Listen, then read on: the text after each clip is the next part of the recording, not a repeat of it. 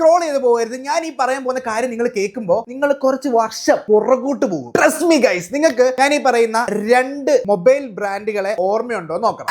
ആദ്യത്തേത് ഫ്രീഡം 251, 251 രൂപ കൊടുത്ത് പ്രീ ബുക്ക് ചെയ്യാൻ സാധിക്കാമായിരുന്ന ഫ്രീഡം 251 എന്ന് പറഞ്ഞ സ്മാർട്ട് ഫോൺ, ഫോൺ കനത്ത പ്രീ ബുക്ക് കാരണം, ഒടുക്കത്തെ ഡിമാൻഡ് കാരണം നമ്മുടെ കയ്യിലൊന്നും എത്താൻ സാധിക്കാതെ പോയ ഒരു കിഡിലൻ ഇന്നോവേറ്റീവ് പ്രൊഡക്റ്റ് ആയിരുന്നു ഫ്രീഡം 251. അന്ന് എനിക്ക് യൂട്യൂബ് ചാനലൊന്നും ഇല്ലായിരുന്നെന്ന് തോന്നുന്നു. ഉണ്ടായിരുന്നു, ഞാൻ റിവ്യൂ ചെയ്തേനെ കിട്ടിയിരുന്നെങ്കിൽ, അവരുണ്ടാക്കിയിരുന്നെങ്കിൽ. എന്റെ വീഡിയോസ് കാണുന്ന എത്ര പേര്, അല്ലെങ്കിൽ നിങ്ങൾക്ക് അറിയാവുന്നവര് ആ ഫോൺ പ്രീ ബുക്ക് ചെയ്തു 251 രൂപ കൊടുത്ത്?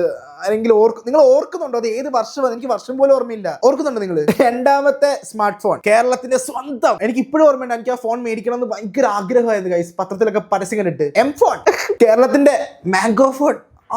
ആപ്പിളിലേക്ക് കടത്തി വിട്ടു എന്ന് പറഞ്ഞ് എവിടുന്നോ വന്നു, എവിടുന്നോ പോയി. അത് എന്റെ ഓർമ്മ ശരിയാണെങ്കിൽ അത് എവിടെ, കൊച്ചിയിൽ എവിടെയോ വെച്ചതിന്റെ ലോഞ്ചോ അങ്ങനെ എന്തോ ഞാൻ കേട്ടു. പക്ഷെ പിന്നെ എനിക്കൊന്നും അറിയത്തില്ല. അന്ന് ഈ പറയുന്ന ടെക് യൂട്യൂബേഴ്സ് ഒന്നും, നിങ്ങളല്ല എം ഫോൺ യൂസ് ചെയ്തിട്ടുണ്ടോ? എനിക്ക് പത്രത്തിൽ കണ്ട പരിചയം മാത്രം അന്നുള്ളായിരുന്നേ. അന്ന് ഞാൻ കുട്ടിയല്ലേ. അതായത് ഈ നോച്ച്, ഇവിടെ ഇങ്ങനെ ഒരു നോച്ച് പോലെ സാധനം ഉണ്ടായിരുന്നു, മറ്റേ ഈ ആപ്പിൾ പോലെ തന്നെ. ഈ ആപ്പിൾ എടുത്ത് കളഞ്ഞിട്ട് അവര് പഴമല്ലല്ലോ, മറ്റേ മാംഗോ, അത് തന്നെ. നിങ്ങൾക്ക് എത്ര പേർക്ക് ഓർമ്മയുണ്ട് ഗൈസ് ഈ 2 ലെജൻഡറി ഫോൺ ഗൈസ്? ഭയങ്കര ഡിമാൻഡും ഭയങ്കര പ്രീ ബുക്കും കാരണം ഇറങ്ങാതെ പോയ 2 ലെജൻഡറി ഫോണുകളാണ്. നിങ്ങൾക്ക് ഓർമ്മയുണ്ടെങ്കിൽ അതിന്റെ ഓർമ്മയൊന്ന് രേഖപ്പെടുത്തൂ പ്ലീസ്.